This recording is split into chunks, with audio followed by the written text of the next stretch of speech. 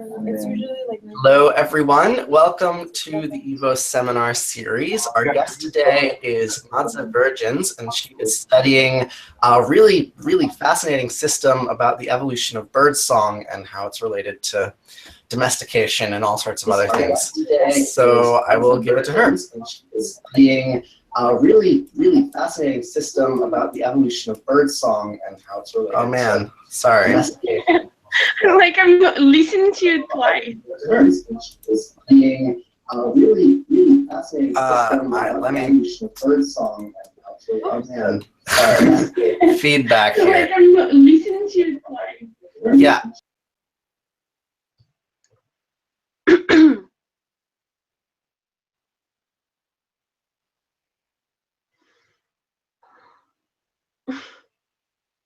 Good. I think we're good now. Oh. Sorry, I had the live stream opened in another window and I couldn't find the other window. No worries. Okay. All right, let us begin. Okay. So I think one first question I have is while I speak, can people interrupt, or are we really leaving everything for the discussion? If people can interrupt, there's a bit of a lag, as you just saw when we were getting all that feedback. So if you want to leave space for people to ask questions, it's good to sort of prompt it and be like, hey, does anybody have any questions or comments here? But people can interrupt you if they choose. Yeah, okay, cool, all right. Yeah, I prefer like a more interactive way, so if you guys have any questions as I go over things, you can totally stop and ask. Yeah, so my name is Madza, and I'm at UCLA, and I work on neurogenetics of birdsong, but I also do a little bit of birdsong evolution. And okay, so I'll just share my screen here so that we can start.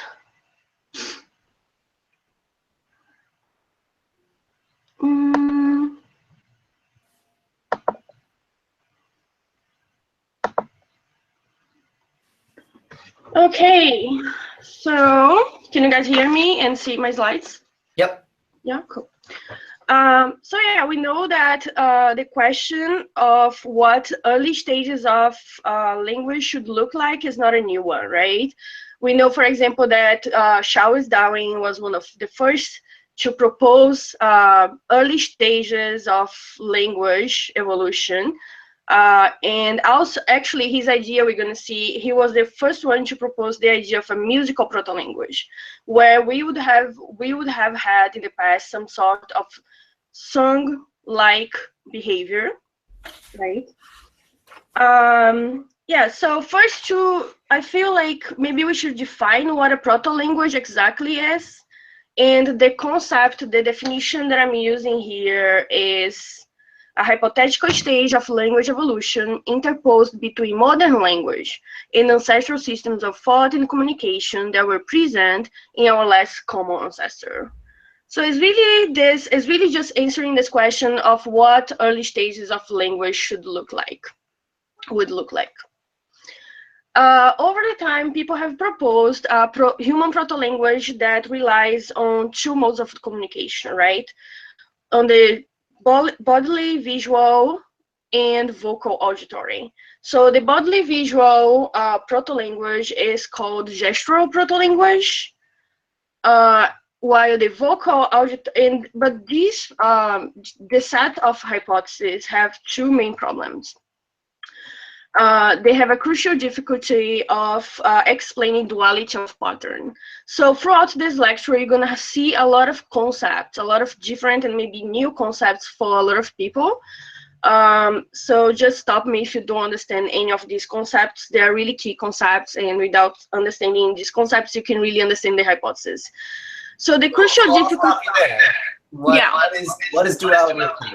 Exactly.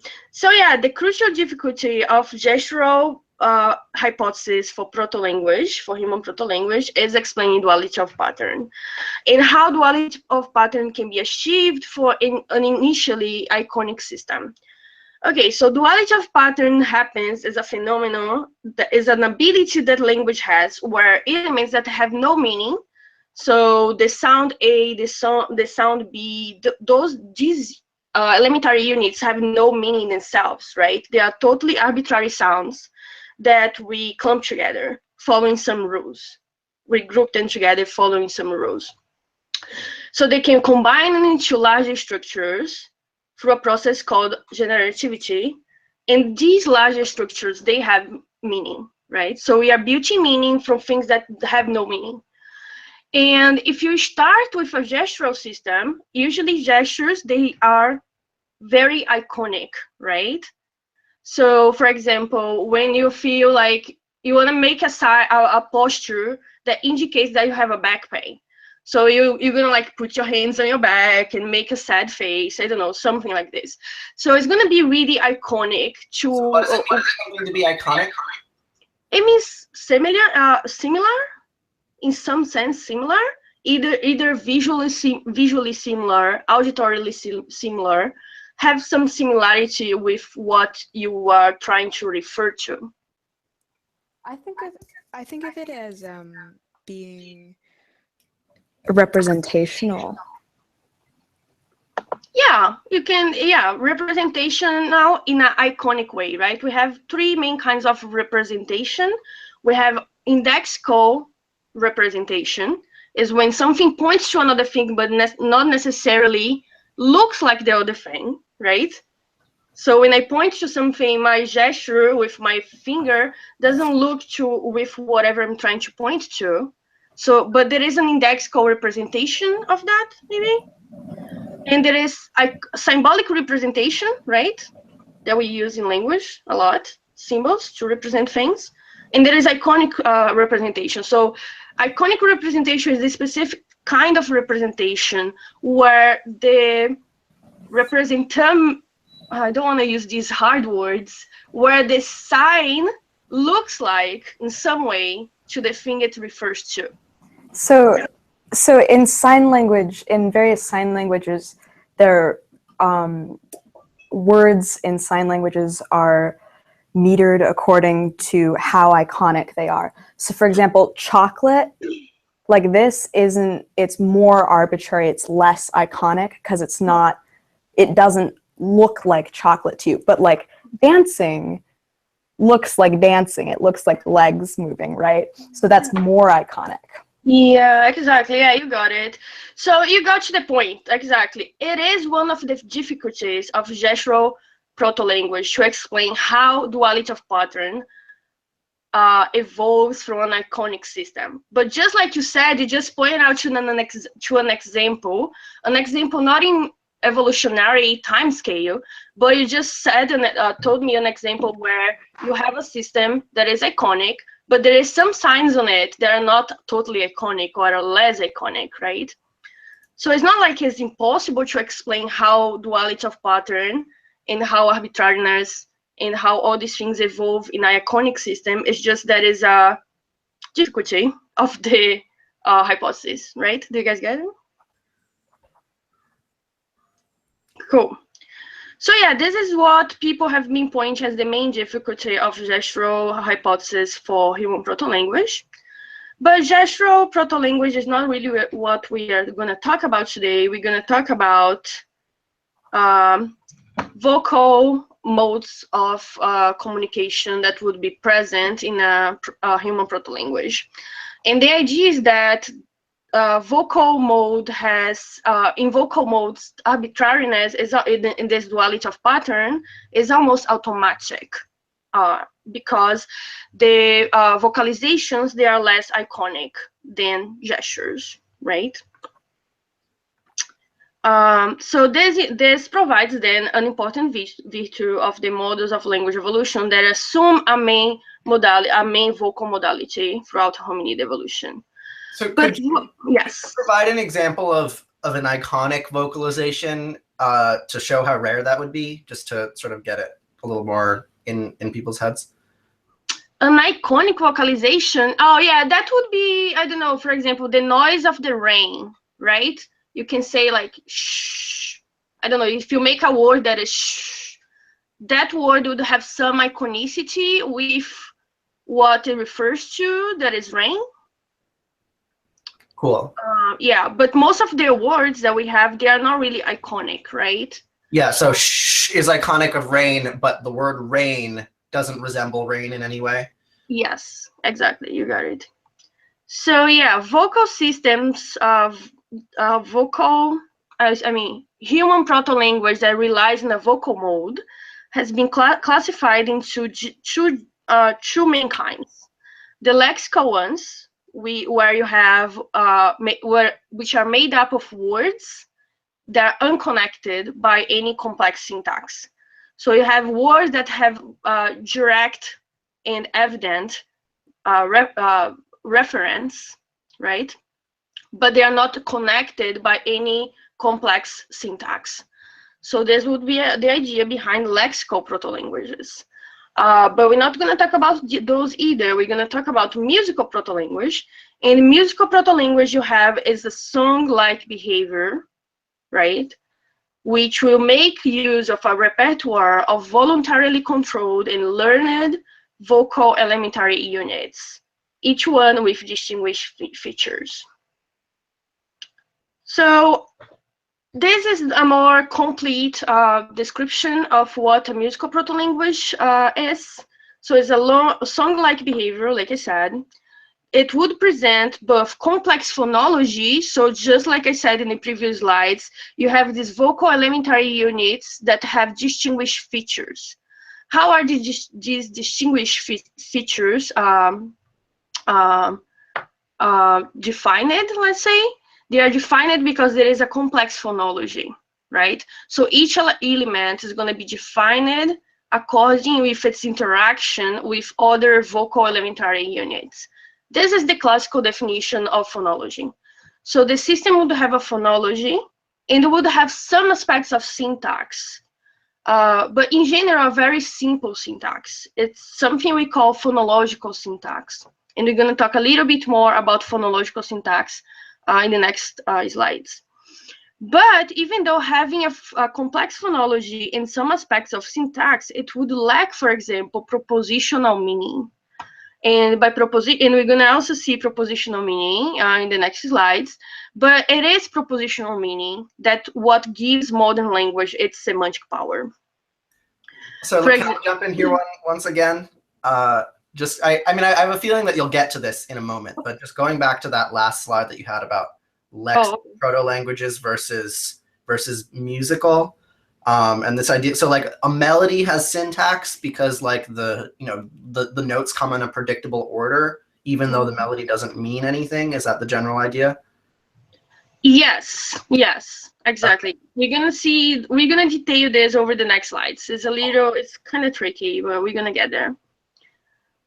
So yeah, I just put together a bunch of concepts here to explain better this bigger definition of musical proto-language. So first of all, we are saying that the system has a phonology. What is a phonology?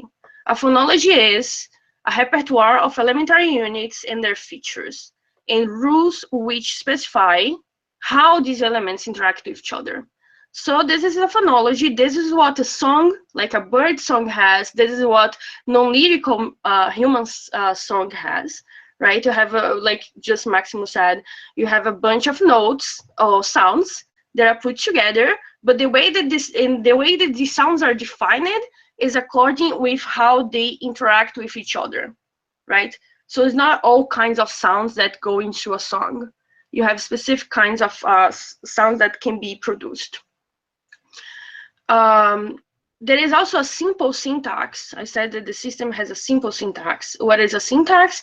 Syntax is a set of rules and principles according to which groups of elements are arranged. So you have these elements are defined and then they are arranged following some rules. But the system lacks propositional meaning. What is propositional meaning? The ability of sentences to express propositions, to express things that are true or false, right? So the system is incapable of expressing things that are true or false, and we're going to see what we mean by this in the next slide. So hold on to it. And because the system has no ability to express things that are true or false, the system has decreased semantic power, right? A limited semantic power. So has no ability to convey complex meanings, and therefore has no ability to refer to things that do not coexist in time and space with the communicant. So there is not what we call displacement. You cannot refer to things that are in the past, they're in the future, or they are not there in the moment. We're gonna see why this happens. The first person, like I said, to propose the idea of a musical proto-language, the idea of that humans had that one of the proto-linguistics linguistic stages of human evolution was a song-like behavior, was Darwin. And actually, indeed, he says in his book that the sounds, in his book, The Descent of Man, that the sounds uttered by birds offer in several respects the nearest analogy to language. Let's go into Darwin's theory of language evolution then. So Darwin proposed the first stage where you have a greater development of proto-human cognition.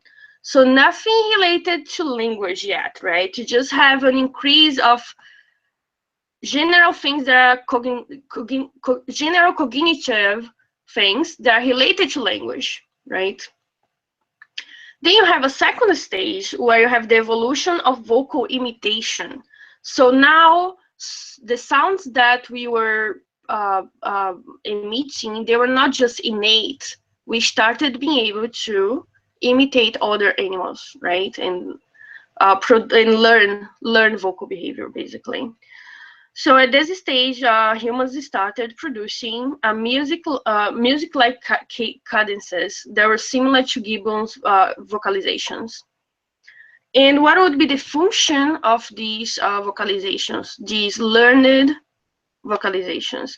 They would be related to what they are related in extant species that do this kind of behavior nowadays, right? They would be related to courtship, they would be related to territoriality, and they would be related to emotional expression. In other words, when we say emotional expression, socialization, right? And what would be for Darwin the main evolutionary force driving this song-like behavior? It would be sexual selection. So just to remind you guys of what a gibbon sound, so gibbons are primates, right? And what their sounds look like.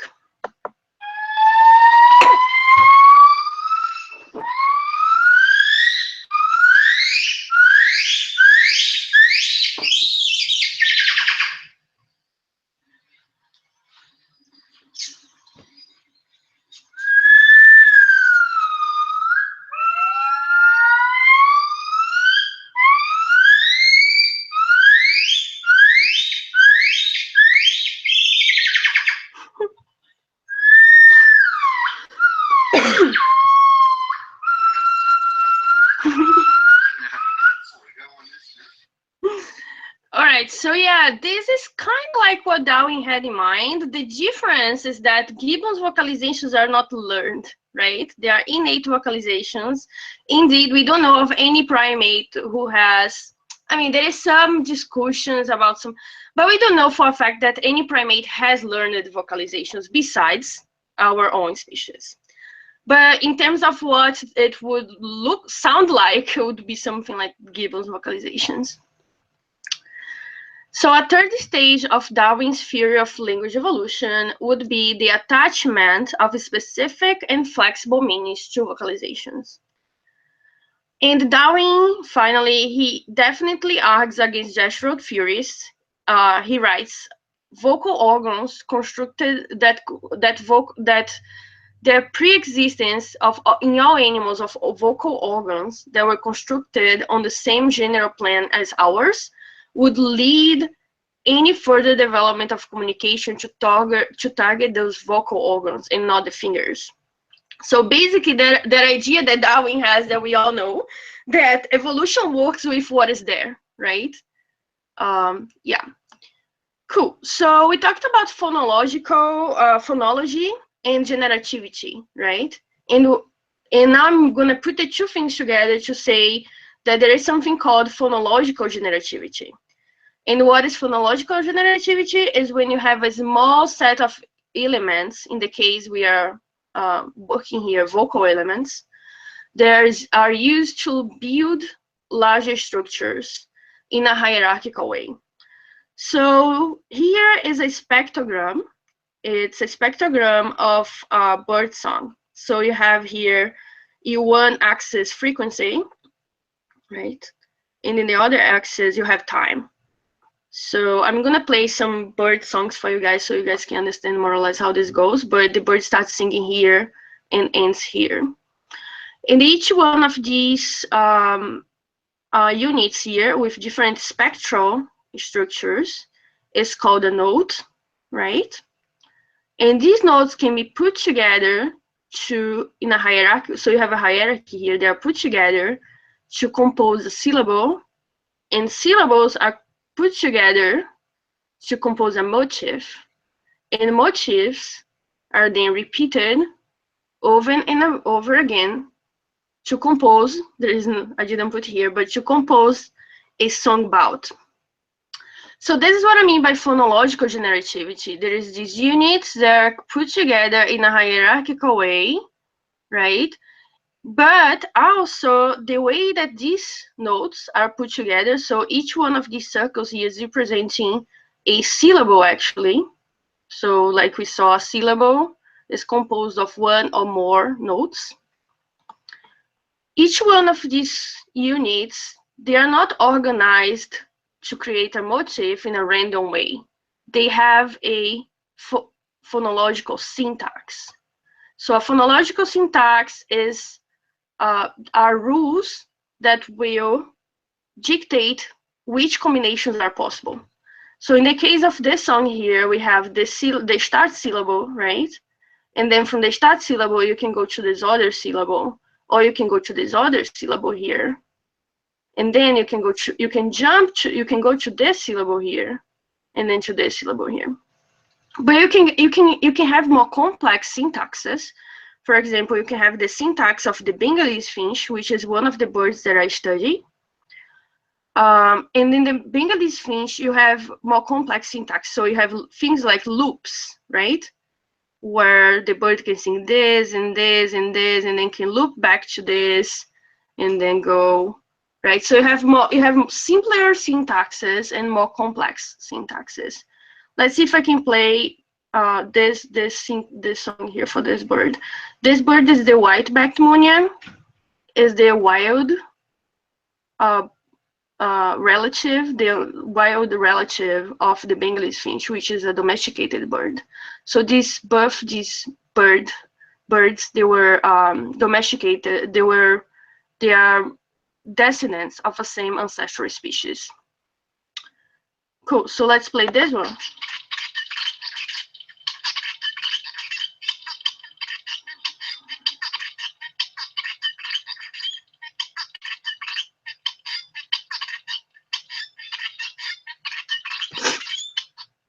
Cool. Now let's play this one.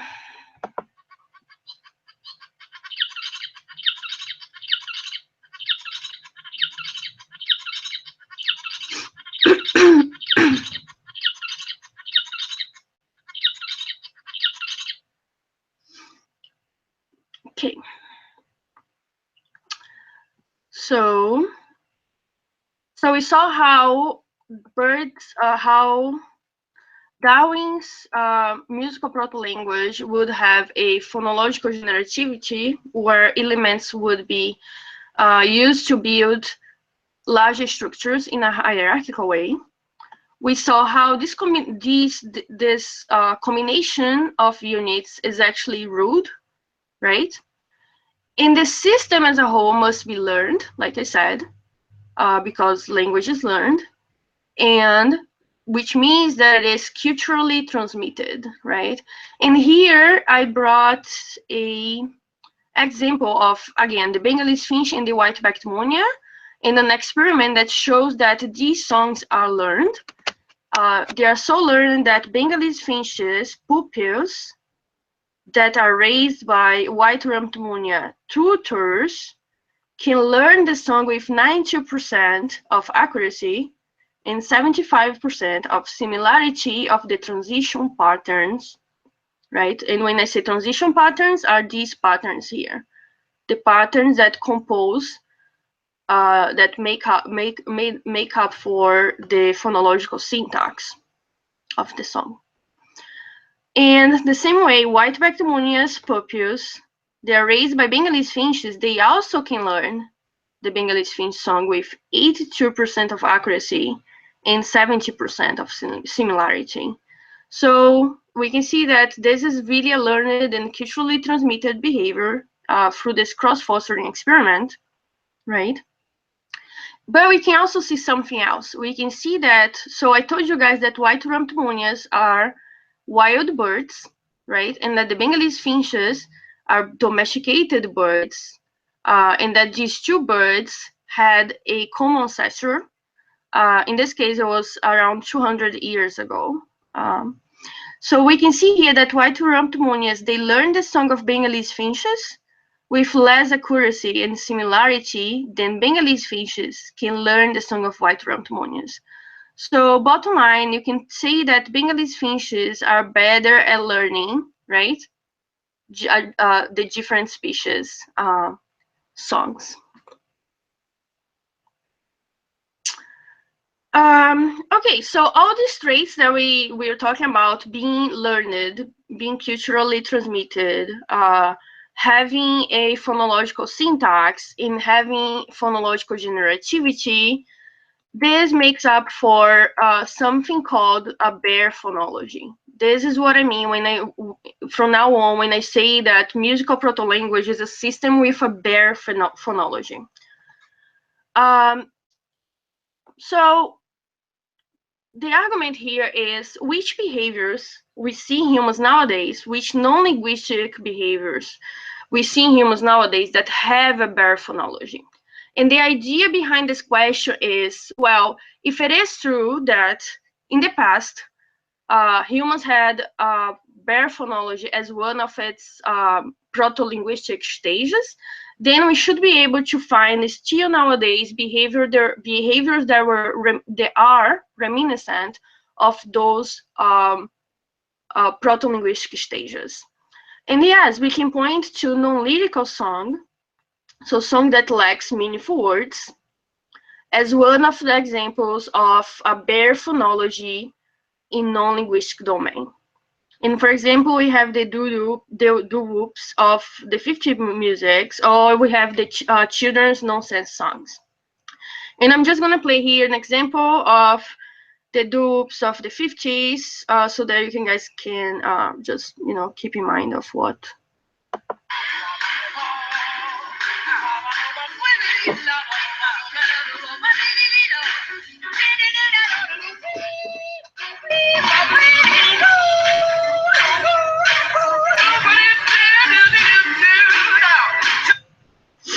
Cool. So this is one of the examples of a bare phonology in non-linguistic domains. So when I see this as a bare phonology, I say this is learned, this is culturally transmitted. There are rules on the combinations of those sounds that those singers were making, right? It's not all combinations are possible. There are some combinations are just gonna be weird, gonna sound weird, and not gonna work. And there is a phonological generativity, so where they are clumping vocal units together to compose, in that case, musical phrases. So music is a generative system.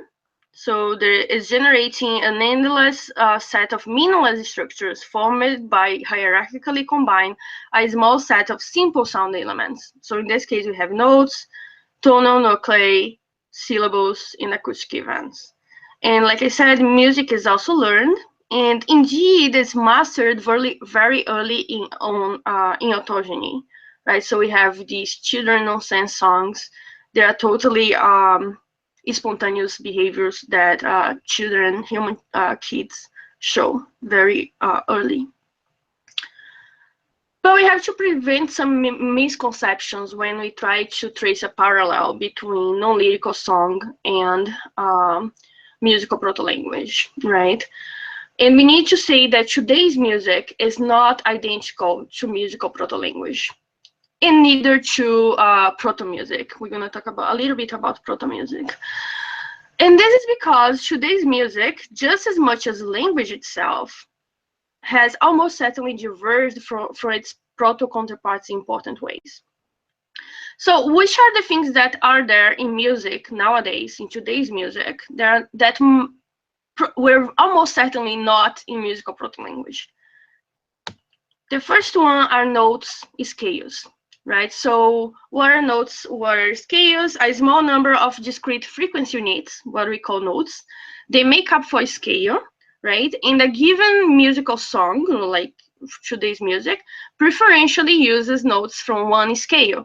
So this not necessarily needs to be there in musical proto-language, and almost certainly was not there. The second thing is rhythm. So what is rhythm? Time is typically evenly distributed into discrete beats, which occur at a relatively regular tempo, and which are arranged according to a metrical structure of strong and weak events. This is something that is characteristic of today's music, and not necessarily was there in musical proto-language, neither in proto-music, right? The third thing, and one of the most interesting to me, it's repeatability. So repeatability is just, phrases are repeated in music, sometimes with variation, but frequently just exactly, right? So we have the repetition of the same musical phrase again and again and again. Even though musical proto-language could have had some level of repeatability, we must agree that this was lost at some point, right? Because today's language has very decreased levels of repeatability when you compare with music. So this is the third item. But now we are gonna get to what Maximus was talking about. What are musical meanings? So even though we talked about how music and how musical proto-language has no propositional meaning, so has no ability to refer to things that are true or false, we cannot say that music is totally devoid of meaning, right? The mapping from song to meaning is holistic. So for example, when an animal sings, when the gibbons were singing, right? They are singing to advertise themselves, their healthy status. They are singing for courtship. They are singing for territoriality, right? They are singing, and even when we see the humans singing the song, the doo-wop songs from the 50s, they are singing to show excitement. They are singing to show performance, right? So this is the meaning of, when we say holistic meaning, this is what we are trying to explain. So music has a holistic meaning, while language has a compositional meaning. In compositional meaning, it's what it takes to make propositional meaning, right? So compositional meaning is when you have each unit is referring to something, right? Directly referring to something. And when you compose these things, when you put these things together, you make a meaning that is a result of the composition of these individual units and their meanings. So when I say I will go to the beach, I means I is pointing to me, and will is pointing to an action, will go is pointing to an action in the future, and to the beach is pointing to a place. And the composition of all these words and all these meanings give me a proposition which is true or false. I'm going to the beach. Is this true or is this false? This is a meaning that you can respond in terms of true or false. Okay, so yeah, holistic meaning is when entire musical phrases or songs map onto whole contexts. theory of musical proto-language faces, therefore, the difficulty of explaining how compositional mapping, which is present in human language nowadays, right, evolved from holistic mapping. So just like gestural communication, gestural proto-languages have to face the difficulty of explaining how arbitrariness, how duality of pattern emerges in a iconic system, evolves in a iconic system. Musical proto-language faces the difficulty of explaining how compositional mapping evolves from holistic mapping. And this is not to say that these things are impossible, it's just, you know, you have to come up with something convincing. And one of the ways that people, scholars that argue for the musical proto-language hypothesis, one of the arguments that they use to say that this transition from compositional mapping to holistic mapping is possible is by looking at pre-linguistic children and how they learn language. So we know that it's obvious that pre-linguistic children, they hear entire phrases instead of single words, right? They hear this stream of speech, and they must segment the words from this continuous speech stream. Then they have to come from holistic meaning to compositional meaning, right? They listen the whole stream of songs, of sounds, that compose the speech, they have the situation, and they have this mapping. And then they have to decompose that into words and reference, right? So people, scholars that argue for the musical proto-language hypothesis use this to show how it's possible. There is some problems with this argument we can talk about during the discussion. And I just want to play to you guys here how kids, an example of, you know, how kids can do that. 小小熊七七在这里，一个绿色的圈圈，绿色的圈圈，绿色的圈圈，转一下，转一圈，嘿，一圈，再一次哦，转二三。Cool. So these are kids that had never learned Chinese before, and they are listening for the first time, and they are probably facing right now this problem of like, how am I going to split all these things and, you know, go from holistic to compositional, so that I can make sense of what this person is saying. In this process by which we add meaning to musical proto-language, I mean, we add propositional, compositional meaning to musical proto-language, has been termed an analysis. So analysis has two main phases you have to go in the process of analysis. The first one is you have meaningless sounds in recurring and memorable shared events or people who sing them, in which case it would work as sort of a proto-name to the person who is singing the song, right? But you have no compositional mapping between the parts, and consequently no atomic, decomposable, or propositionally linked meaning that can be identified as a central semantic feature. So here, as an example, I'm bringing the word abracadabra, right? So the word abracadabra brings to you just the idea of surprise, right? It has no compositional mapping to the word itself. So yeah, this would be the first stage. You would be able to link meaningless sounds, songs, to recurring and memorable events or people who sing them.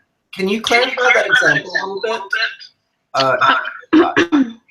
Turn down the microphones that are feedback. So abracadabra, do you mean that the individual syllables, like they don't refer to anything, or you mean that abracadabra just holistically refers to like a magician casting a spell? Or I'm not quite sure what. No, I'm trying to say exactly, if you put the two things you said together, I'm trying to say that there is no compositional meaning, so you cannot break down the word or the sounds, and they have meaning themselves. Mm-hmm. And I'm trying to say that the meaning that the whole word has is, surprise, the magician. Mm-hmm. Yeah. So it has a holistic meaning and not a compositional meaning. Cool. Cool. Okay. And the second step in analysis would be these holes, right? These holes of meaningless sounds, context bound to recurring and memorable events or people who sing them. They are then gradually analyzed into what they call proto-words. So proto-words is when you start making this process of splitting up the stream of sounds and trying and checking if these units can still map to the word and can still refer to specific things in the word, events, things, or people. So this is the process of analysis. Cool. Okay, now that we are clear on what musical proto-language is, right, and what is there in the system and what is not there in the system, we're going to talk about how would an organism have evolved such a system, right? So how would an organism evolve a better phonology? And I said that Darwin was the first one to come up with this idea of a musical proto-language, and his proposal for which evolutionary force would be driving, driving the evolution of such behavior would be sexual selection, right? And why he proposed sexual selection? He proposed sexual selection, and a lot of other scholars after Darwin joined him to support the same view, because most of the animals who have this kind of behavior, songbirds, whales, seals, hummingbirds, right? They have this kind of behavior. This kind of behavior is driven by sexual selection, right? So this is supported by comparative data on singing in other vocal learners. What are the difficulties of the idea that human musical proto-language would have evolved through sexual selection? Difficulty number one, there are two main difficulties, as I see. The first one is that sexually selected traits, in general, they appear exclusively, or at least are more pronounced, in one of the sexes, in general, in males. So in general, what happens is that females are the choosy sex, and males will have the pronounced song traits.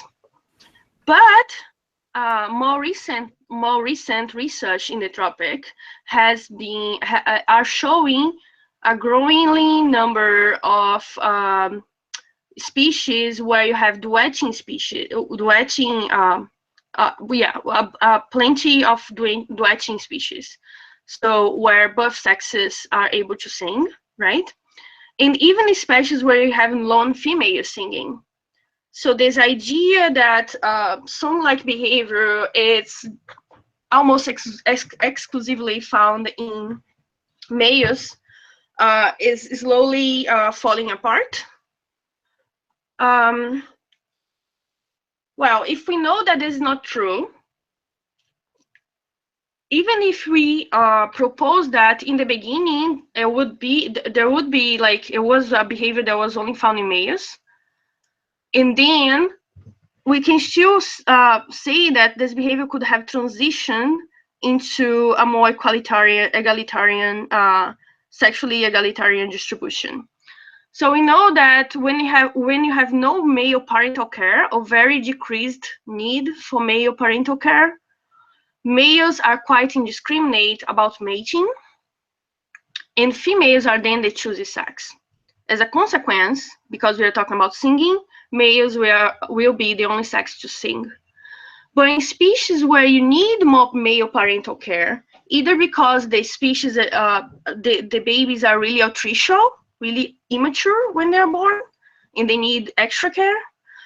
So in species where you need not just female parental care, but also male parental care, males also have a strong interest in mate quality, right? In which case males and females are choosy over each other, in which case males and females then sing. So it's easy to imagine a gradual transition between a male, from male-only song to a sexually egalitarian distribution of singing behavior.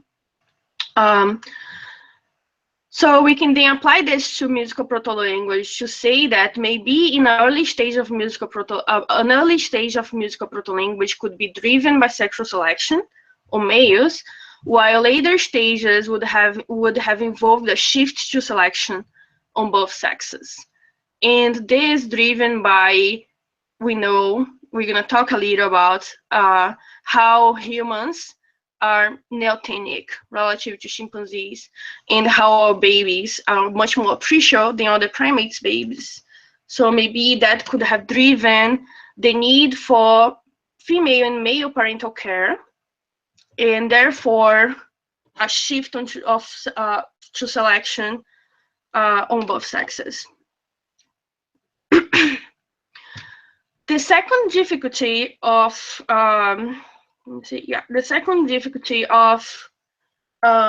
the idea that sexual selection would be driving the evolution of musical proto-language is that sexually selected traits appear late in development, just before or during sexual maturity, but our babies are learning how to speak much earlier than that, right? So this is actually maybe like, while this other difficulty can be saved by the most recent research finding duetting species and lone female singing, this other difficulty is less easily explained, and maybe we can discuss this more in our discussion section. Okay, so we talked about the sexual selection. This was the first idea for how a musical proto-language would have evolved in our species. The second idea is kin selection, right? So kin selection has been supported by the demonstrated importance of quasi-musical interactions between mothers and infants. And these interactions are important to modulate infant arousal. They also strengthen mother-infant bond, and they are also important for socializing with babies. So this hypothesis answers the difficulty, right, that I'm pointing here in B, the difficulty that sexual selection has in explaining how our babies, such an early age, start speaking and learning that kind of behavior. The difficulty with this hypothesis is to explain why males can sing in our species, but this is an easy one to explain, right? So when moms interact with babies, this kind of interaction is not just, even though moms are interacting with babies and using this with babies, it's usually a reciprocal kind of behavior, and babies have to be able to also make sounds to moms to say that, you know, to indicate that they are okay or that they are not okay, right? So this would be the idea, in which case you would have male and female babies engaging in this kind of behavior. Cool. The third hypothesis is a little more complex because it actually brings up the idea of trade-offs of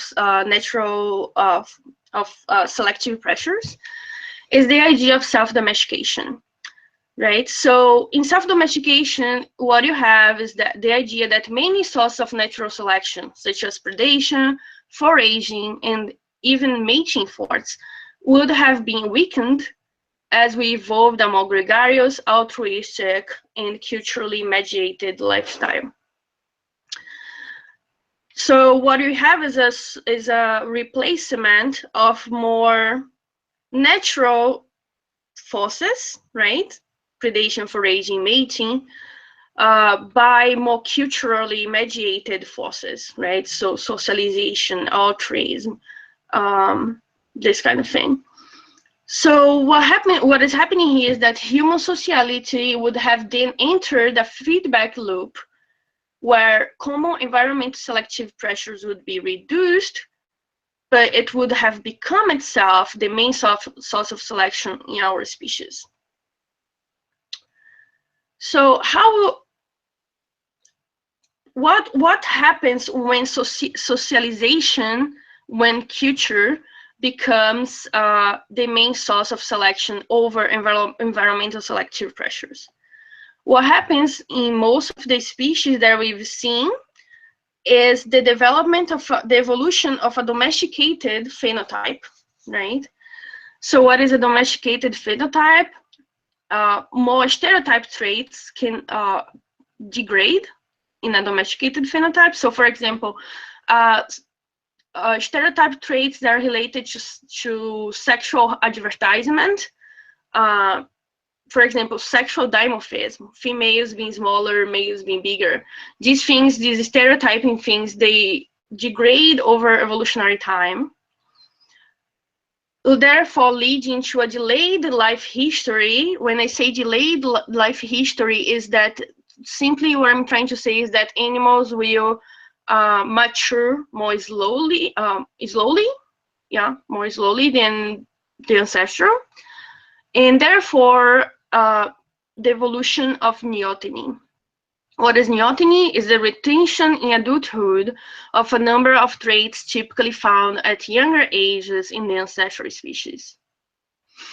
In the crucial portion of these neotenic traits that evolve as a result of a delayed life history, they relate to behavioral flexibility, which allows for the increased influence of cultural transmission.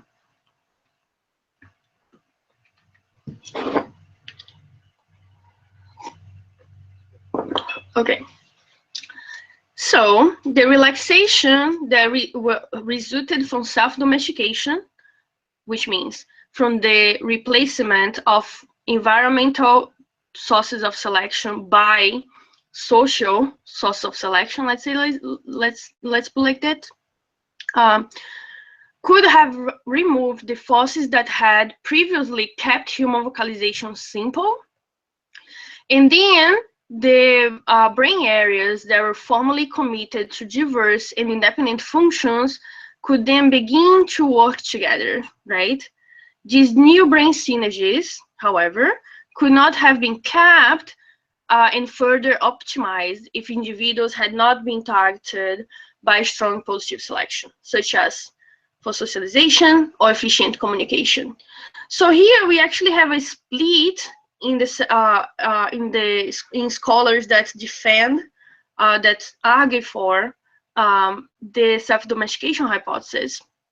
And the split is that one part of the group thinks that just the degradation of the system due to relaxation would be able to produce a domesticated phenotype, and therefore increase cultural transmission and behavioral flexibility in a given species.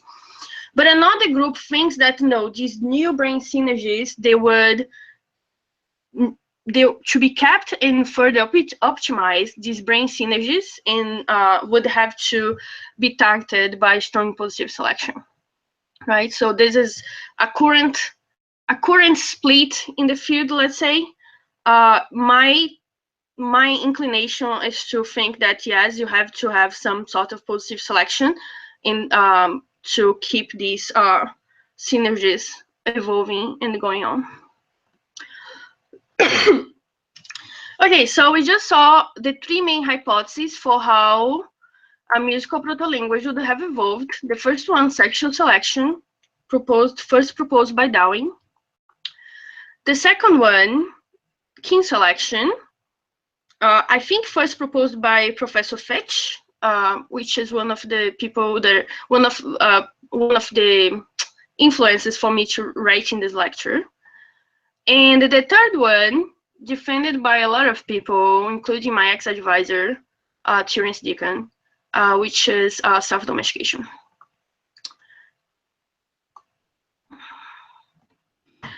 But you know, these are all hypotheses. How do we test hypotheses, right? We are scientists, so we want to test hypotheses. How do you actually test these hypotheses? There's 3 ways by which people have been testing not just these hypotheses, but any hypothesis related to human evolution and human language evolution. The first one is the use of fossilized hominid remains, right? So we have endocasts, we have vocal tract remains, for example, the hyoid bone, right? That is here. We have also genetic materials, right? We have genetic materials from Denisovans, Neanderthals. We have archaeological artifacts, right? We have like musical artifacts and symbolic artifacts that we have found from prehistory.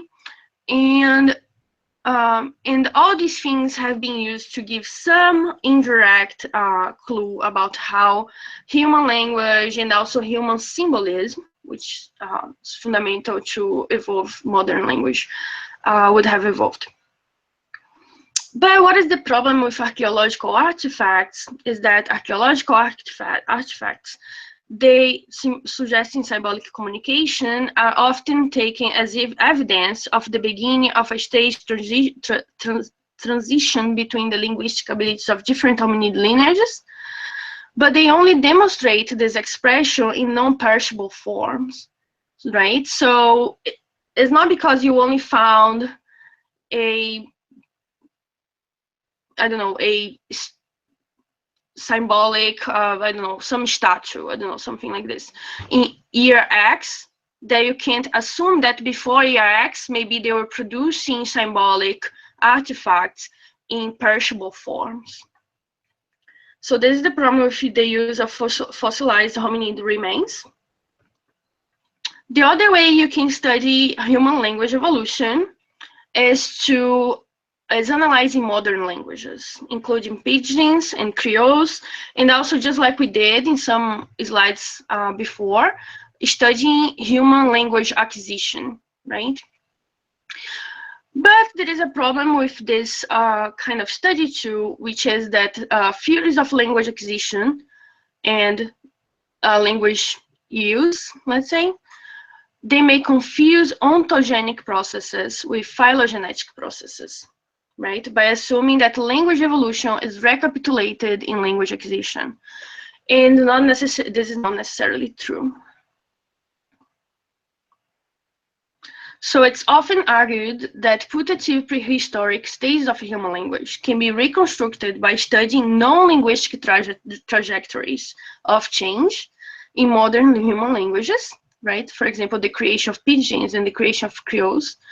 But such a comparison, but these approaches usually involve assumptions about the evolutionary trajectory of human language without proving a way to actually investigate the candidate relevant neurobiological mechanisms.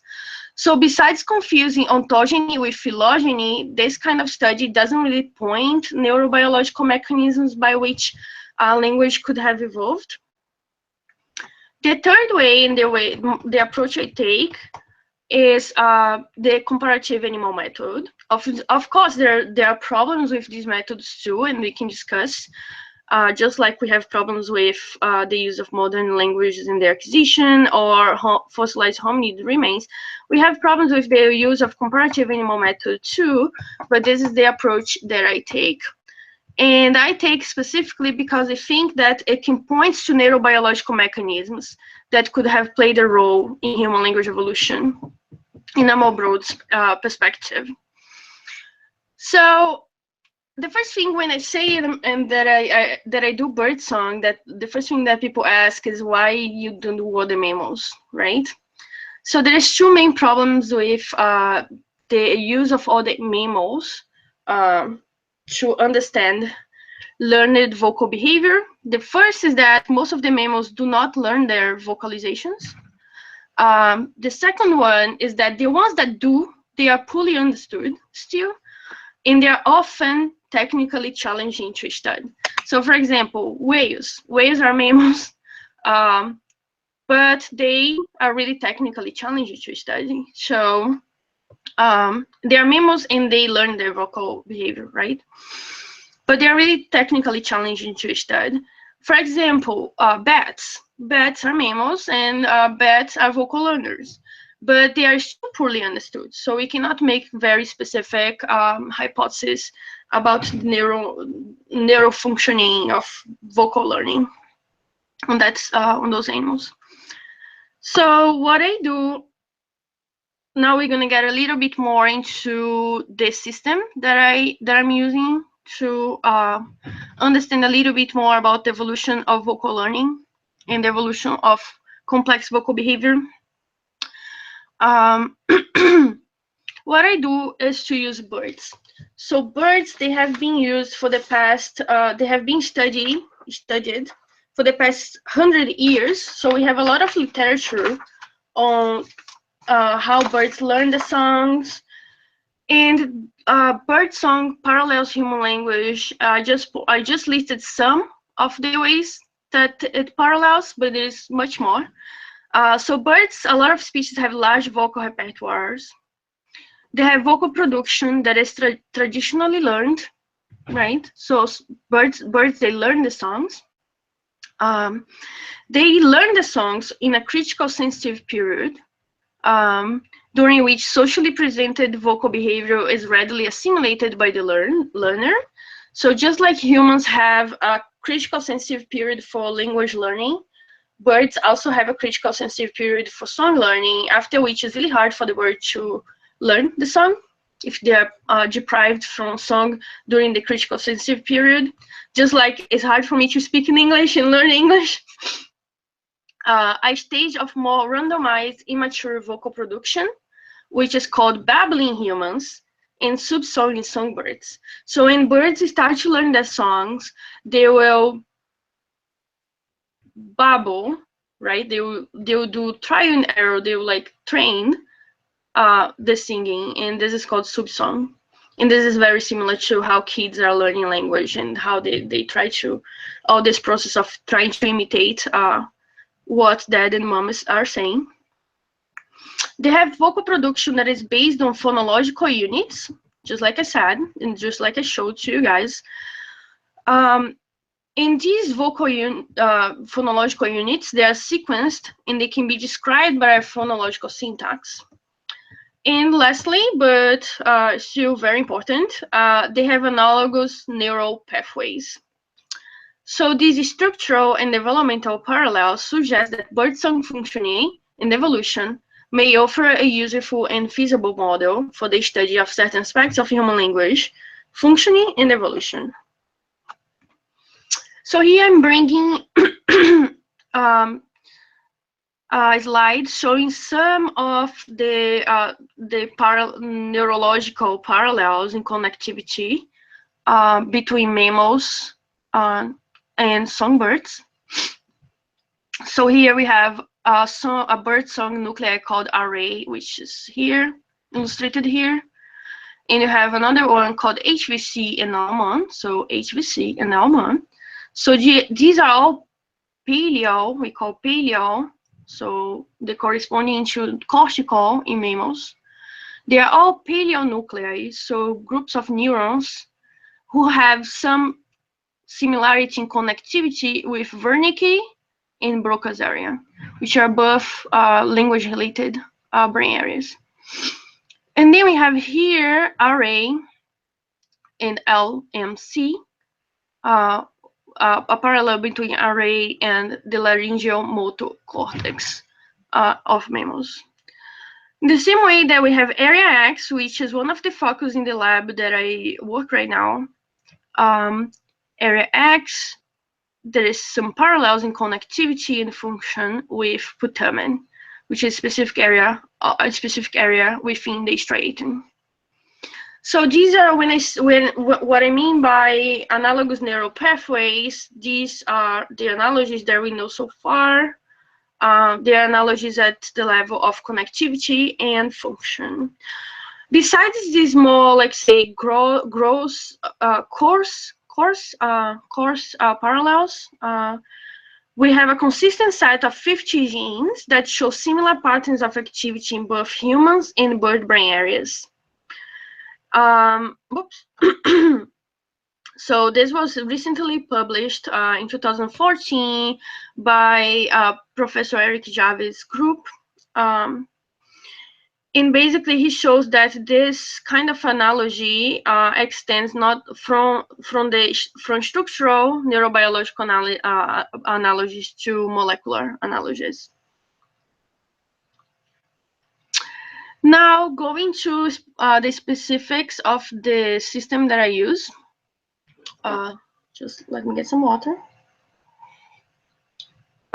We have here the two species that I study, the white-backed munia and the Bengalese finch, right? So white-backed munias, they were imported to Japan from China about 250 years ago, right? So what happens that during the golden age of aviculture in Japan, bird breeders brought this wild Chinese bird, and they start breeding these birds. First, just like any process of domestication, there is a selection for tameness in how the animals handle captivity and how the animals handle each other, right?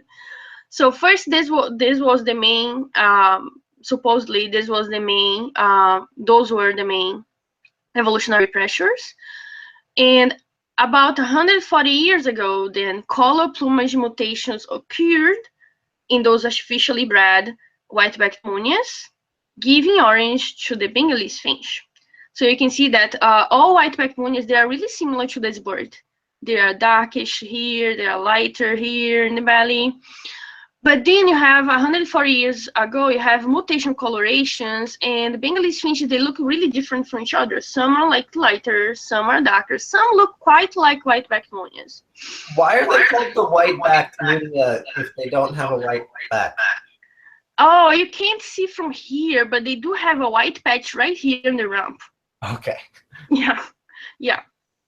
So okay, so about 140 years ago, color plumage mutations occurred, and then bird breeders became interested in this color plumage, and then they start breeding these birds to produce more variable colors, right? So you have Bengalese finches that are blonde, Bengalese finches that are brown, chocolate brown, Bengalese finches that are like white.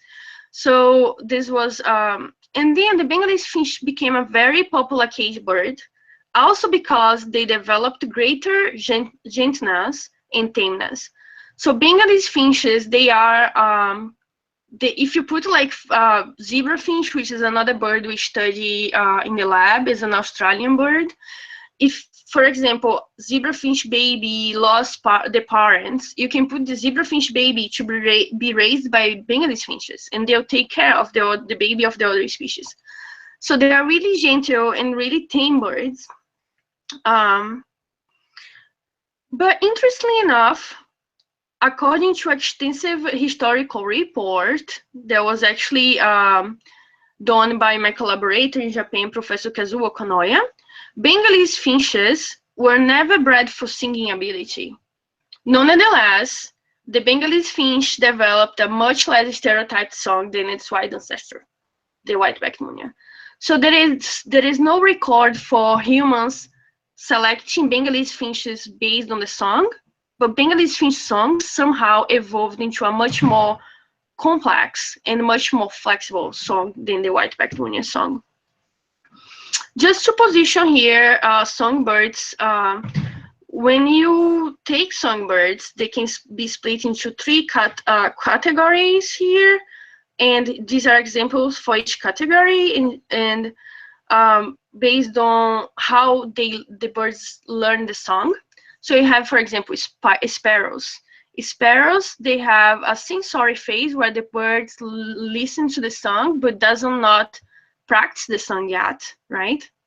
And then the sensitive period ends, and then the birds start practicing that song that they recorded, like a memory. And then over time, right, during the spring, the song crystallizes. And then there is very little change on that song structure over the bird's life. But you also have zebrafinch. Zebrafinch that I said we also study in the bird here in the lab. And zebra finches, they have a sensory phase where they only listen the song, overlapping a sensory motor phase. So there is some period of overlapping between listening and practicing, right? And then sensitive period ends and the song crystallizes. And this is the same for Bengalese finches and white-backed munias. So both Bengalese finches and white-backed munias, they have a phase where they listen dead, singing, and then they start practicing and listening. Then they only practice, and then they crystallize. And lastly, we have canaries. Canaries, they have several, loops.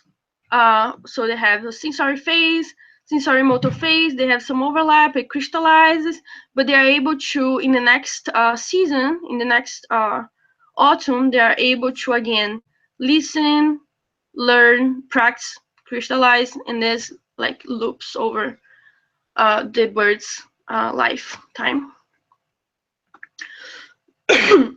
So like I said, both Bengalese finches and white-backed munia, they rely on auditory feedback from bird own song and from other bird songs to practice and to learn the song.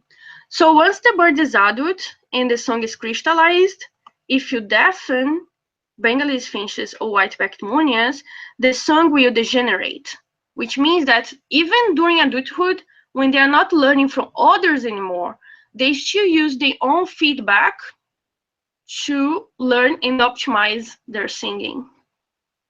So they both rely on auditory feedback for adult song maintenance.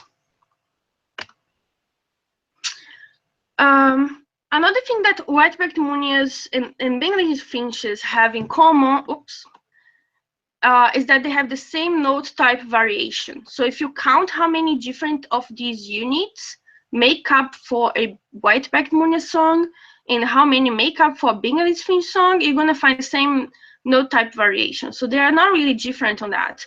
They are, though, different on the characteristics of the notes. So while white-backed munias have more wide bandwidth notes, Bengalese finches have more narrow-banded notes. So you have more these like high up here notes.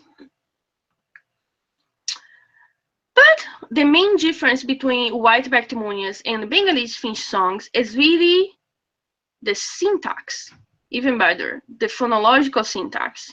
So I already explained to you guys how you interpret one of these things, right? Oops. The white-backed munia song has less deterministic note-to-note transition than the Bengalese finches. So they have a more linear song than the Bengalese finches, right? In the Bengalese finch, you have more possibilities of how to sing a song. So, for example, let's see here. This is a talk that my collaborator in Japan, Professor Kazuo Konoya, who actually discovered the link between Bengalese finches and white-backed munias. He gave this talk in San Diego about 2 years ago, and he has really cool songs that really show the differences in phonological complexity between white-backed munias and Bengalese finches. This is a sondagram of Bengalese finch song. This is domesticated version of this white-backed munia. You see this is high, and you can see it's here under the sunlight.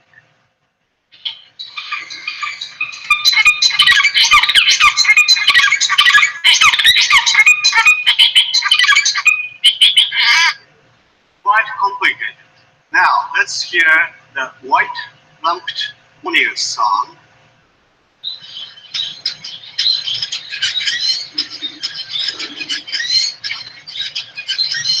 Okay, I did it. You see here, looks like complicated, but actually it's repetition of same sequences like this. Here, looks like complicated, and it's really complicated. Right, so this song that he chose really shows how the white-rumped munia has this repetition, right? It's a much more linear song than the Bengalese finch. So how did this happen? If humans didn't select for Bengalese finches to have a more complex song than white-backed munias, how did this evolve? One of the idea brought up by Professor Kanoya, based on the vast majority of birdsong complexity examples in nature, it's female choice. So we know that song complexity is directly proportional to female choice, right? So in the wild, what happens is that females, they are choosing songs, and as more complex the song is, females will prefer that song. So females will choose more complex songs in the wild. But what happens in the wild is that female choice is counterbalanced by other evolutionary forces that we're going to talk about just next. In captivity, females are also choosing more complex songs, but in captivity, this female choice selective pressure is not counterbalanced by other evolutionary forces. Oops. Sorry. And Professor Cornelia actually went ahead and checked for this hypothesis, that female choice was somehow being blocked in the wild, and somehow more stronger in captivity.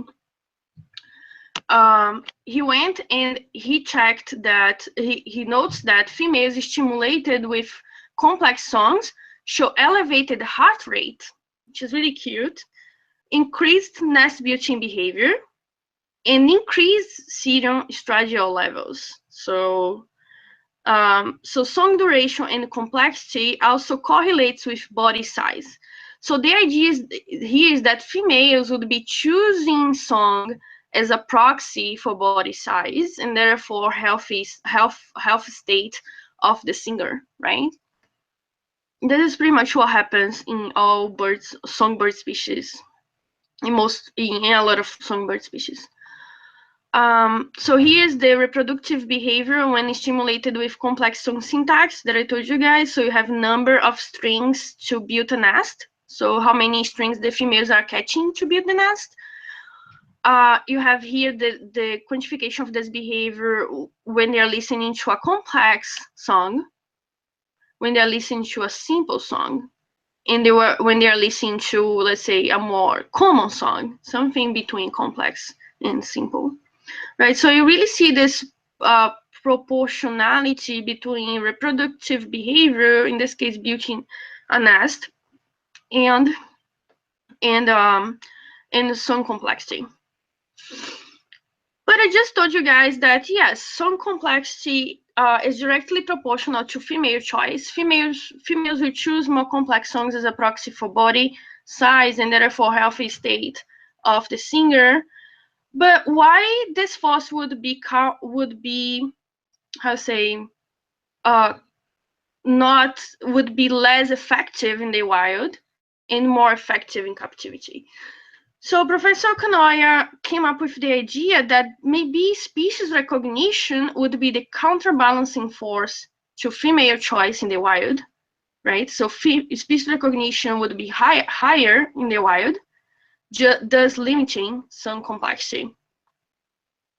And while in captivity, Bengalese finches are the only species in the cage, so you have basically very limited species recognition, or non-species recognition.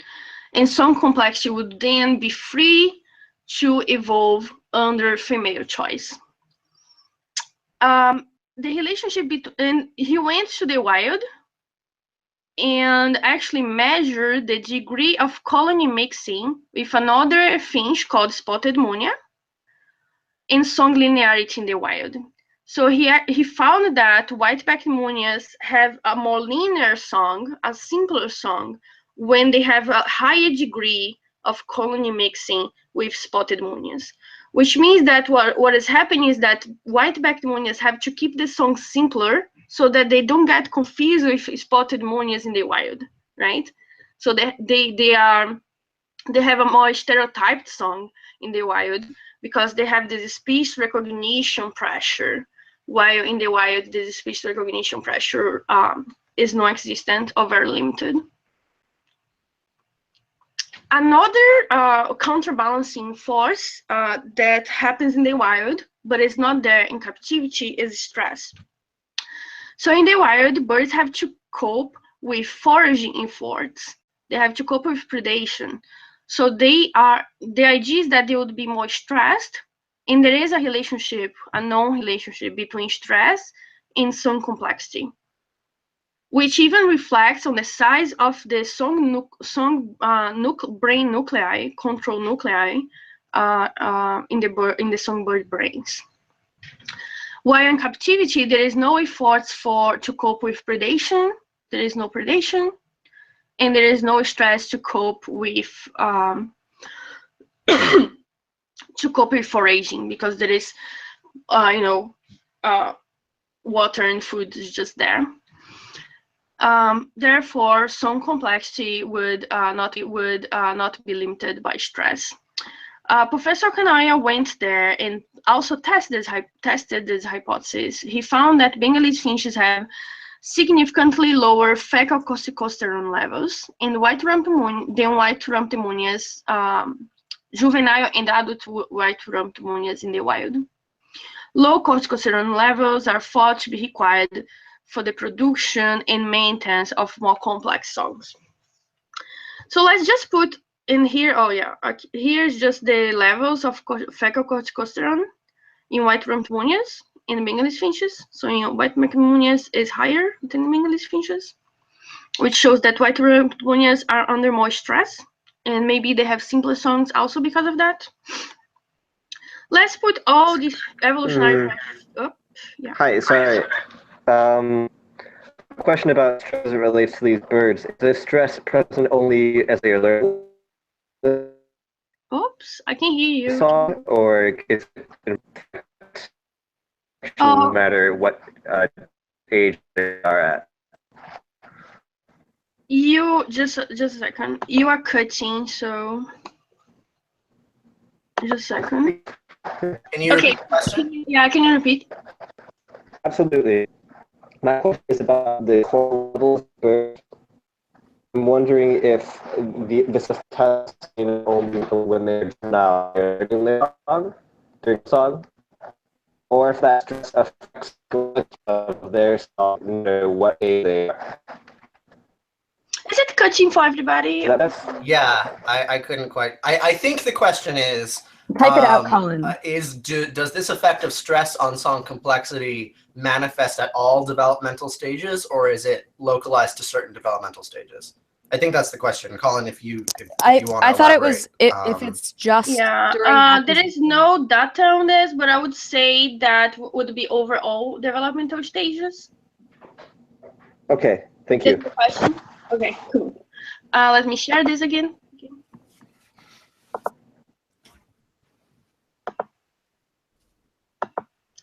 Okay, so let's put all the hypotheses, all these evolutionary pressures together and all these trade-offs together. You'd have female choice would be counterbalanced by two evolutionary pressures, two other evolutionary forces in the wild, species recognition and stress. Therefore, song complexity would be decreased in the wild. While in captivity, female choice would not be counterbalanced by species recognition and stress. So these evolutionary forces would be either non-existent or very limited. And therefore, female choice would be the only evolutionary pressure over song complexity. And song complexity would therefore increase over time in the Bengalese finch. So literally what you have here is an interplay among sexual selection, domestication, and reduced stress levels, all resulting in the evolution of song complexity in the domesticated Bengalese finch. And the idea is that maybe a similar process could function in the evolution of complex learned traits, including language, in our species. So this looks really like what the self-domestication hypothesis that we were just talking about, right? You have some environmental pressures that are limited, and some social pressures, let's say. In this case, it's really sexual selection. But you have other pressures that are more related to how individuals deal with other individuals that become then the main evolutionary forces. This is just, again, the cross-fostering experiment, but this time I want to just point to you guys how Bengalese finches learning their own song. They learn with slightly less accuracy and similarity than wild birds. The white-rumped munias or white-backed munias learn their own songs. So it seems like, but at the same time, Bengalese finches are better at learning other species songs than the wild bird learns the domesticated bird song, right? So this we can discuss more in the discussion section. What would be going on in terms of learning here? What would be the learning difference between Bengalese finches and white-backed munias? So an animal that can learn other species better than that can learn the wild song better than the wild can learn the domesticated song, but also learns its own song worse than what the wild bird learns its own song, if you guys understand what I want to say. Also, another third difference, so we saw the evolutionary forces, we saw cross-fostering experiments. Another difference between the Bengalese finch learning song abilities and white-backed munias is that Bengalese finches are able to learn multi-tutor songs from multiple tutors. So here you have tutor A, B, and C, and this is the song of the bird exposed, the pupil exposed to these three tutor songs, and you can see that the bird will segregate some units and learn some units and put them together on its own song. But white-backed munias, which are the wild birds, they can only learn the song from one tutor, right? Usually the father. So here you have Professor Kanoya went ahead and he ran these multi-tutor studies where you have 10 males and 11 females in a large flight cage, and he has shown that BF chicks can learn from up to 4 tutors, while white-backed munias, if you put them in the same set with like multiple males and multiple females, each chick will only learn from their respective fathers. So there is another difference between the two birds. Bengalese finches also have weaker neophobia. Neophobia is when you put toys in the cage. Bengalese finches will approach these toys more than white-backed munias, so they have weaker neophobia. They don't fear the neo, and they also are less aggressive. So you can do this kind of experiment where you put this thing for the bird to bite, and this equipment measures the strength of the bite.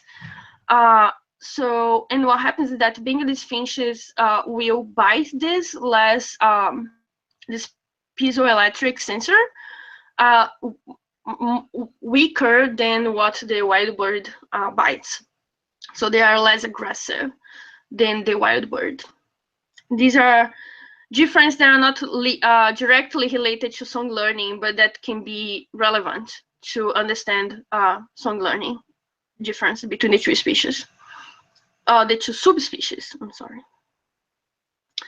So white-backed munias, they show more latence to approach food cup, which is a novelty, when there is a novel object in the cage. And also white-backed munias bite more and stronger when disrupted. Okay, so now we're gonna get into the neuroscience of birdsong, the neurobiology of birdsong. Here's a brain of a songbird, the schematics of a brain of a songbird and of a non-songbird, for example, chicken. Right? Chickens, they don't learn the vocalizations, and we just learned that songbirds, they learn the vocalizations. And they learn the vocalizations partially because they have all these groups of neurons, which are represented here by these circles, by these shapes. that are dedicated to song learning and song production. So, like I said, HVC, RX, array, L1, all these nuclei. If you look for the same group of neurons in a bird that is not able to learn the song, you won't find these nuclei, because most of these animals, they use these structures here that are mostly related to, they are also present in the songbirds, and they are mostly related to production of innate vocalizations. There are also differences between white-backed munias and Bengalese finches when you compare their brains, right? So two nuclei that are knownly bigger in the Bengalese finches are area X, which is like I showed you guys before, in terms of connectivity, it parallels the putamen in the human striatum, and HVC, right? So these two nuclei, they are considerably bigger in the Bengalese finch than in the white-backed munia. And here I'm not gonna, we can talk about this later, but just here I'm talking about the function of each one of these areas. This is data from Professor Okanoya as well, and he's just measuring the size of the HVC array in RX. So array, I didn't talk about array here. And he's showing that the size of HVC and RX are significantly bigger for Bengalese finches than white-backed munias. And for array, there is a slight increase, but not significant. Oops, did I go right? Yeah. Okay. Okay, so now getting to the neurogenetics of birdsong and the neurogenetic difference between WBM and BF, white-backed munias and Bengalese finches. So also the group of Professor Kanoya found several plasticity-related genes, including neurotrophic factors and calcium regulator factors and glutamate receptors. They are differentially expressed in the brains of Bengalese finches relative to white-backed munias. So we don't know too much about the neurogenetics of the system and what is going on in terms of which genes are differentially expressed in the Bengalese finches and in the white-backed munias, but this is where my work comes in. So I've been working in the system for the past 2 years, I guess. Yeah, 2 years. And basically my project is split into two parts. The first part is, gene expression in the brain of white-backed munias and Bengalese finches. So we know that white-backed Bengalese finches were domesticated from the white-backed munias. And basically what I'm doing in that white-backed munias have a less flexible vocal production learning and less complex vocal production itself and than the Bengalese finch. And basically what I'm doing is I'm getting, let's go back here. I'm getting whole transcriptomes from 4 different brain nuclei, HVC, RX, RA, and L1. And I'm producing these whole transcriptomes for the 2 subspecies. So for white-backed munias and Bengalese finches, and the idea is to build, that I already started, is to build these gene co-expression networks that will describe how groups of genes are expressed together and how these groups of genes that are expressed together are different between Bengalese finches and white-backed munias in these 4 different brain nuclei. They should give us an idea, a more functional idea of what genes are doing differently in the brains of Bengalese finches and white-backed munias. The second part of the project, that is a direct collaboration with Professor Kanoya and other collaborators in University of Merced, the University of UCSF, is to do whole genome sequencing, which would tell us which are the main evolutionary pressures in the system.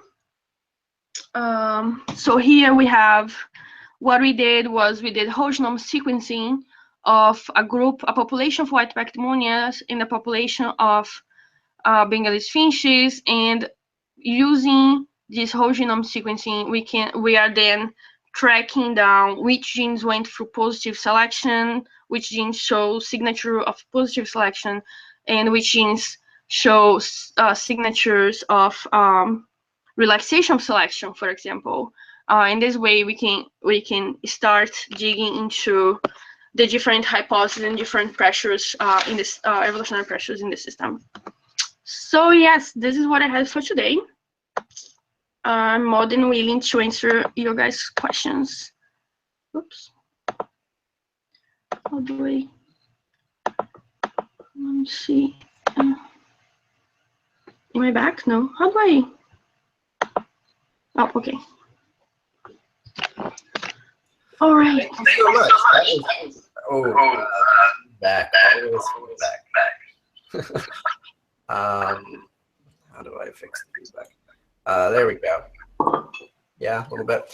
Thank you very, very much for that talk. It was so thorough, and I really appreciated the sort of like the beginning of why am I studying finch brains, and having that be a huge chunk, because it made the second part of your talk gave it a lot of good context.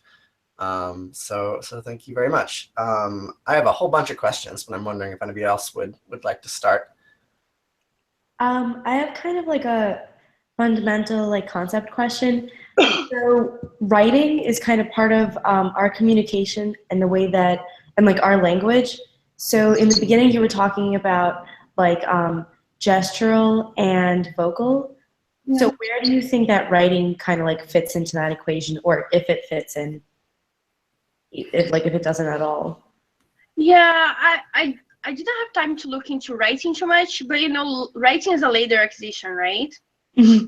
So, but we can think of writing. If you think that symbolism, people have been using symbolic artifacts and how symbolism ties into language, right? We can think of writing maybe as evolving in parallel with language itself, which I don't know, I don't think it's something that some people consider to be a later acquisition, and some people, but I think we can think in terms of that, you know, symbols evolving at the same time as vocal symbols, as language. I don't know, maybe that. Well, so I guess a historical fact is that the earliest writing that we have is no older than 6,000 years, although we have certain things that you could argue are symbolic, that are artifacts that are older than that. Yeah. But do you think that likely the first symbols were either vocal or gestural as opposed to artifactual? I don't think we can say that. I don't think we can say that. Yeah, I know that I agree that writing itself in the shape that we know, it was a later acquisition, but symbolism and language, conceptually, they should have evolved together, right? Because there is no language without symbolism. So I don't think we can say that humans were built in like X or Y kind of symbols before vocal symbols, let's say. Yeah, this is what I think. Yeah, so that actually gets at one question that came up for me earlier in the talk when you were talking about, like, you know, we have these gestural hypotheses as opposed to these vocal hypotheses. Are they really that mutually exclusive? Like, could we have proto-gestural and proto-musical at the same time? Yes, we could. Yeah, they are not mutually exclusive. And actually, I think if you go into the lecture and you see, I put one of the evolutionary one of the things that would lead to relaxation selection in humans, relaxation of vocalizations in humans would be gestures, maybe, because once you use gestures, maybe your vocalizations would be free to be more flexible, you know? Yeah, not necessarily exclusive. Yeah. I know that people sort of more related to the first question. No, sorry. Say that again. I had to unmute you. I know that people have been wondering for a while whether we would be able to create like pictorial things like cave paintings prior to a spoken symbolic language that's been something that people puzzle over a lot. Although I think know that like proper orthographies came after spoken symbolic language. Yeah, but I think it's really hard to answer the question like what came first. You know, I agree with written language, like you said, orthography is a later acquisition, but like was this the first symbol vocal draw? Like, yeah, I think it's hard to answer that. Chicken egg problems. Yeah. And I don't know the relevance of that, you know. Sometimes I wonder the relevance. I think maybe the materiality of the symbolic communication is the least is less important than knowing when, for example, for me, when this started, which evolutionary pressures led to it. Yeah, I think it's a more interesting question to me.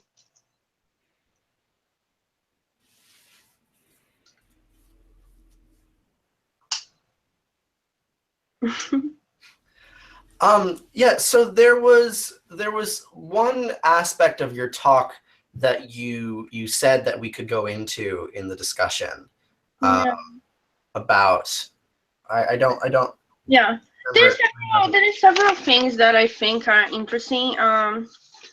For example, there is this argument that, you know, because children nowadays are faced with the difficulty of going from a holistic mapping to a compositional mapping, we can maybe extend this into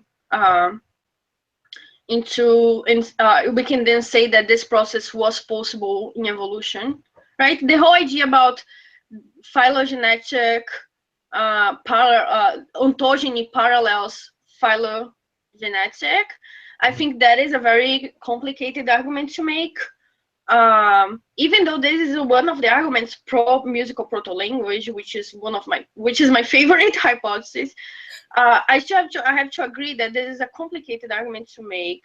Not always you're gonna have ontogeny paralleling evolution, you know. I think this is, yeah. So that's about the second, the kin selection argument, is that one? Yes, it's the kin selection argument, but also you can apply this to the general problem of musical proto-language of explaining the evolution of compositional meaning from holistic meaning. Mm-hmm. Yeah.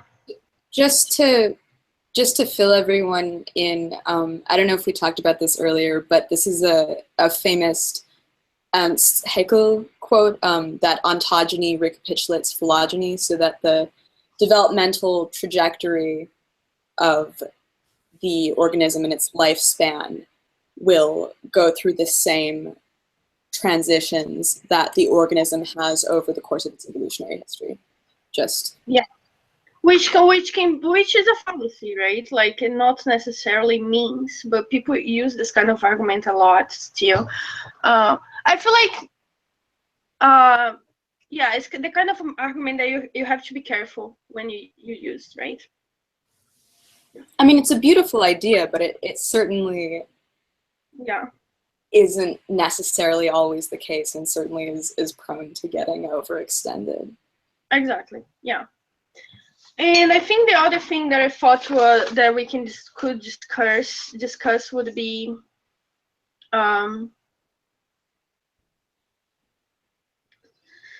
this, you know, one of the counter arguments to musical proto-language, to sexual selection as the force behind musical proto-language, is that the song-like behavior happens in humans much earlier than sexual maturity, and most of the sexual selected traits, they show off after sexual maturity. So this is one of the arguments against the idea of sexual selection. But I don't know what you guys think about this idea, if it's hard to debunk, if you can come up with counter arguments to it. So can you restate it one more time? So it's that because toddlers sing, that claiming that sexual selection is what triggered language evolution is problematic? Yeah, because most of the sexual selected traits, they just show after sexual maturity.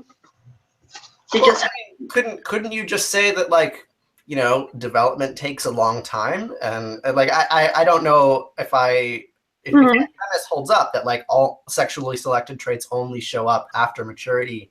Like, there's lots of traits that like, you know, are developing from day one that, you know, perhaps only manifest in some form after maturity, but that are going to be present early on. Yeah, this is the way I tend to see too. Like even bird song, right? The birds start to learn very early in their development, and they start practicing. They start singing, and even when they reach sexual maturity, and then the behavior, let's say, is fully built. But this doesn't mean that the behavior like didn't start before, and you know, this whole time of work in the behavior. Yeah. I wonder if everyone is familiar with the concepts of niche construction and dual inheritance, because I know at least dual inheritance was a really strong theme in this talk, and I'm wondering if we all know what that is. I'm sure the answer is no. Do we want to? No, I don't know what that is. Do you want me to tell how this ties up into the story? Yeah, well, Kenise is talking. Okay. Oh, I'm answering Mel. I don't know what that is actually, so I was a bit confused through this talk. So I would appreciate it if someone like explained it to me so I could better understand. Should I go ahead? Who wants to do it? Yes, please. Okay. So niche construction is the idea that, you know, you build your own environment. For example, the beaver builds the beaver dams. So they built these environments, and over time they became really adapted and tied up to this environment. So they need this aquatic environment now, right? It's part of their yeah. So this is the idea of niche construction. You build your own niche, and actually, like I saw a video showing that beavers, they built their own niche, and they built the niche of all the species, right? So some species end up depending on the existence of beaver dams. So this is niche construction, and I think it really ties up to the idea of self-domestication. But our niche is more, let's say, immaterial, because we built this niche where we became this gregarious species, this altruistic species. I know we do a lot of bad things, but believe me, if you compare our society to some chimpanzee colony, you're gonna see how different how we are more gregarious and altruistic than they can be.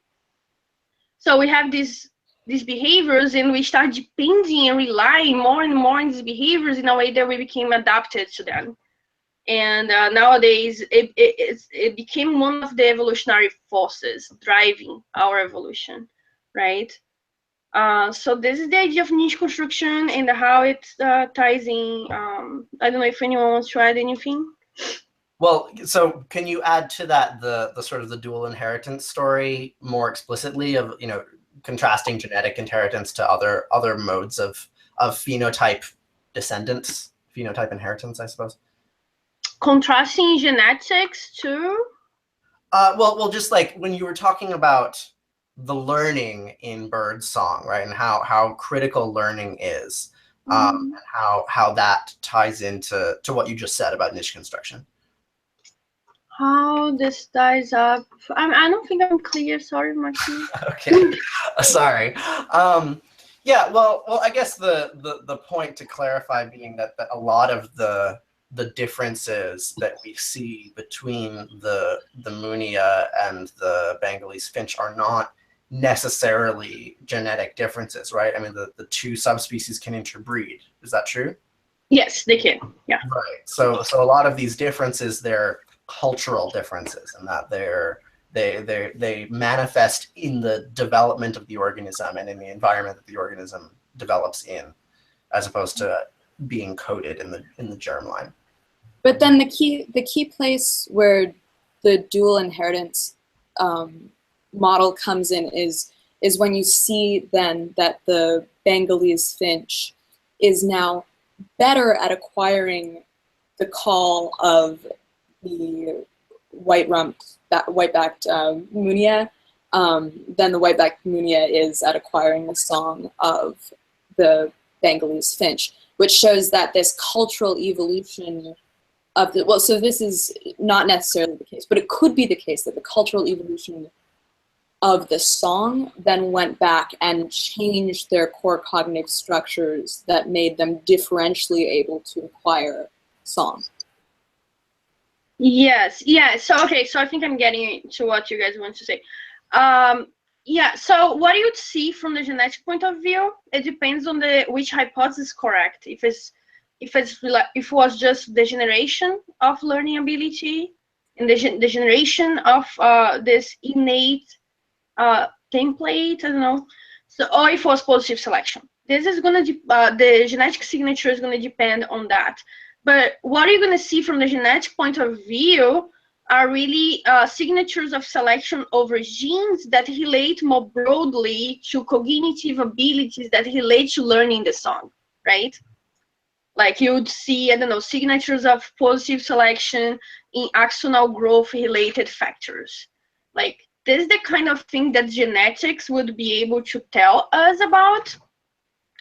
Or you could see, for example, there's a very cool paper from Professor Kraitovich. He's now in China. He was before in the Max Planck Institute. He's now in an institute in China, where he shows, he compares chimpanzees and humans, and he compares brain transcriptomes of chimpanzees and humans at different ages, and he shows that humans have a delayed trajectory in terms of transcriptional expression, a delayed, a neotenic transcriptional neoteny, how he says, transcriptional neoteny. So a delayed patterns of gene expression in the brain when you compare to chimpanzees. So maybe this is the kind of thing you can see when you compare Bengalese finches to white-backed munias, if the idea that there was a relaxation and degradation of stereotyping traits, if that idea is true, right? So these are the kinds of things that genetics and transcriptomics are able to show. But yes, the fact that what you evolve once you become neotenic is really related to cultural evolution, right? The way that the song itself evolved is much more related to this cultural evolution, and there are things that you can't answer with genetic and transcriptomics. Could you explain exactly what a transcriptome is? So okay, so we have the central dogma of molecular biology, right? Genes transcribed into RNA that translate into proteins, right? And there's several exceptions to this rule, but but what happens is that when you analyze the transcripts, so the whole set of RNA, you call whole transcriptome. So for example, you can have a whole transcriptome of the brain. So you can get the brain of the bird, you can smash the brain, extract all the RNA molecules in that brain, and then measure how much RNA for gene X and gene Y are there, and you can compare this for different species or individuals. In my case, I'm not using the whole brain, I'm using specific brain nuclei, so I'm extracting specific brain nuclei from white-backed munias and Bengalese finches, and then from then extracting the whole set of RNA of transcripts that are there and measuring them and identifying specific levels of gene expression for different genes. Wow. Yeah. How much do transcriptomes vary with like time or environment or like when the last meal was or things like that? Yeah, so we try to to make this as much uniform as we can, right? So the way we are doing is the bird, the lights go on in the bird's aviary around 9 a.m. So we let the birds sing for the first 2 hours of singing. They all have the same kind of food. They all have the same kind of water. They all have they all went through the same kind of like life trajectory of like living with the parents up to X age and then being in isolation after X age.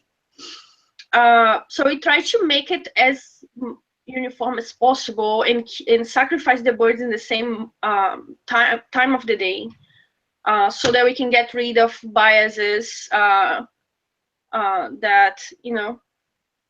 But everything that is different, when you analyze this kind of thing, everything that is different between the birds, you are right. You cannot just correlate directly with song. There is a series of statistical tools that allows you to get rid of what we call covariance. Mm. Yeah.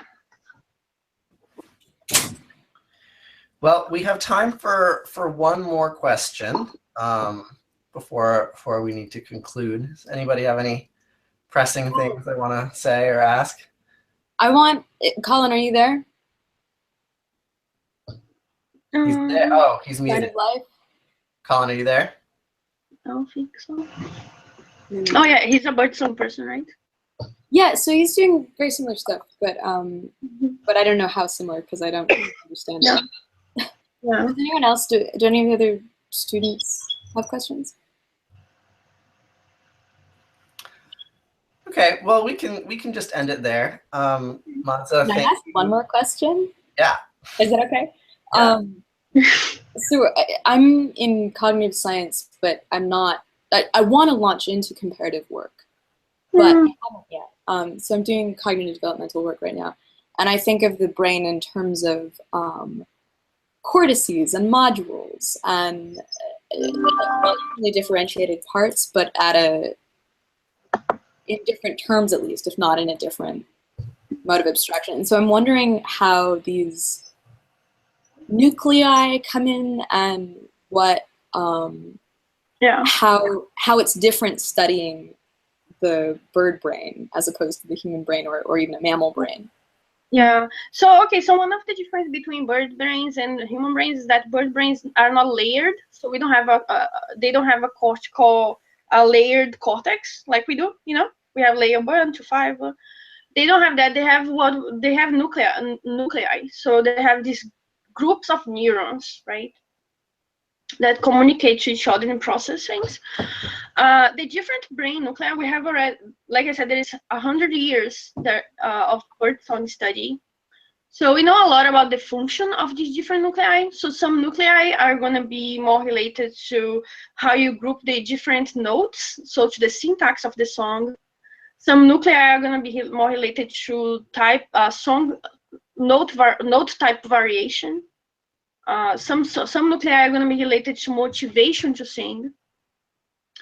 So each one of those different nuclei that I'm using, they have different functions in producing a song. And there is several hypotheses about what could be what could be different in the way that the weight of these nuclei processing song in Bengali finch and white-backed moon. Yeah. Cool. We should end, but now I have one more question for you, which is, so I mean, you talked about all of these different strategies for getting at language evolution, right? Like if that's really the big question, like we're really curious about language because that's the thing that makes humans humans, and we want to know. And you've chosen to study these finches because they have certain properties that make them easier to study than humans or whales or whatnot. But they also have problems, right? Because they're songbirds. They're not using symbols or things like that. So I was wondering if maybe you could just sort of try to condense, like, why are they a really good thing to study, and what can't they tell us? Where do the analogies break down? There's a great question. So yeah, like I said, they're feasible. There is a lot of parallels from developmental, functional, neurological point of view. But yes, they are birds, and we humans, we are symbolic, right? So language is symbolic. Birdsong is not symbolic. I told you how birdsong has a holistic meaning. And I feel like this is where birdsong stops, right? Birdsong can tell us about learning vocalizations and how the brain learns vocalizations. It can tell us about emotional aspects of learning vocalizations. It can tell us about how learning complex vocalizations evolve, one of the possibilities for it, not necessarily what happened to our species, but we can do the same thing as you do with transcriptomes, right? You can compare the signatures that you find at the genomic level in the system, in the system that I study, with signatures that you find in humans and chimpanzees, when you compare humans to chimpanzees. And then you can kind of like try to, see if there are evolutionary parallels, right? But I feel like when birdsong really stops being able to explain human language evolution is when you get to the symbolic, because birdsong is not symbolic. So you have to come up with all the kinds of studies to answer questions that are more related to symbolism. Mm. Yeah. Cool. Well, that's a good note to end on. Once again, thank you, Madza, so much.